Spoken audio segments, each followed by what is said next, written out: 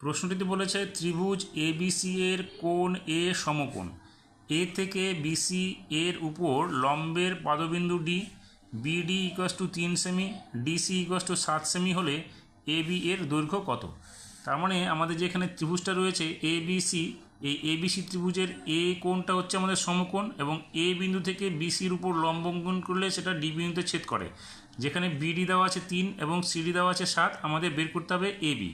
এবার যেহেতু ত্রিভুজ এবিসি এর কোণ হচ্ছে আমাদের এটা সমকোণ আর এডি লম্ব বিসি, সেক্ষেত্রে আমরা লিখতে পারি যে এডি square equals to BD into DC, বা এডি স্কোয়ার ইকুয়ালস টু বিডির মান কত আছে 3 ইন্টু ডিসির মান কত আছে 7, বা এডি স্কোয়ার ইকুয়ালস টু কী হবে 21, যেখানে এডির মান কী বেরোবে √21।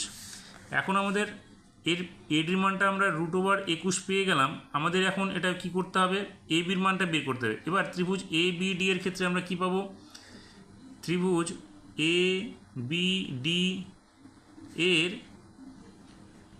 ক্ষেত্রে আমরা কি পাবো, কোণ A D B equals to কী হবে 90 ডিগ্রি, যেহেতু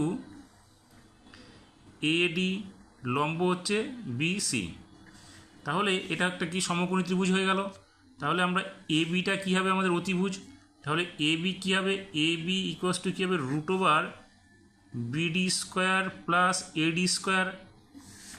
তাহলে আমাদের এখানে এডি স্কোয়ারের মান আমরা কিন্তু এখানেই পেয়ে যাবো, আমাদের এডির মানটা দরকার নেই, আমরা এখানে এডি স্কোয়ারের মানটা পেয়ে যাব। তাহলে এখানে কী হবে, এবি বিডি স্কোয়ারের মান কী আছে 3, তার মানে এখানে আমরা কী পাবো 3 স্কোয়ার প্লাস এডি স্কোয়ারের মান কত এখানে 21, তার মানে এখানে হচ্ছে 21 পাবো। তাহলে 3 স্কোয়ার করলে কত হবে 9 যোগ এখানে 21, তার মানে কত হচ্ছে √30, অর্থাৎ এবির মান কত √30। আমাদের প্রশ্নে যেটা চেয়েছিল এবির মান বের করতে, তাহলে এবির মান আমরা কত পেলাম √30।